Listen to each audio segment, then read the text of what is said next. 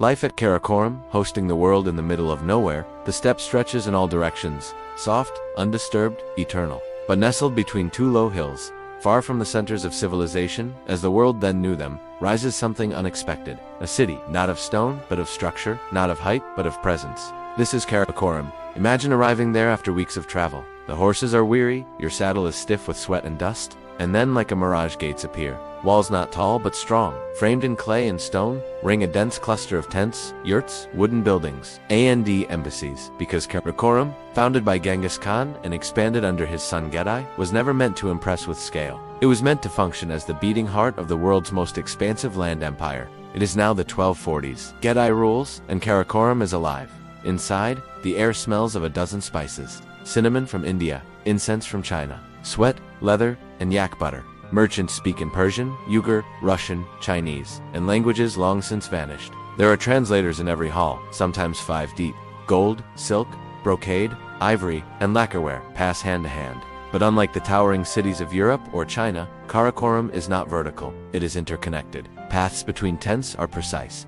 Fires burn in stone hearths next to woven felt. A traveler from Baghdad might sleep in a yurt beside an envoy from Kiev. There is a mosque here, a Buddhist temple, a Taoist shrine, a Christian church.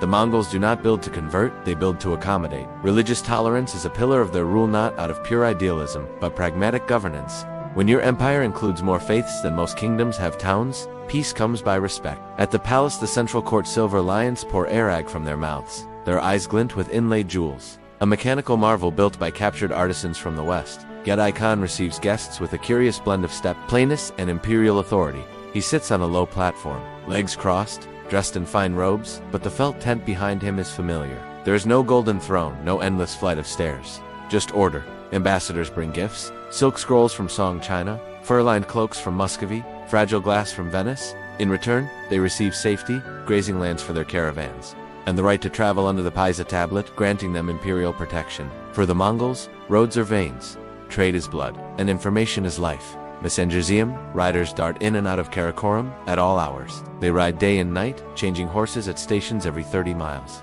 Some carry military orders, others, letters. Some, fresh fish from rivers hundreds of miles away, still cold in ice-backed boxes. The network is tight, fast, and well guarded. And yet, amidst the diplomacy and trade, there is still the rhythm of the old life. Herds graze just beyond the city's edge. Children chase each other between tents. Women dry cheese curds on flat stones. Every evening, songs echo across the fields, deep, unhurried, resonant. Long vowels stretched like the horizon. One moment, you might watch a Hungarian monk converse with a Chinese astronomer.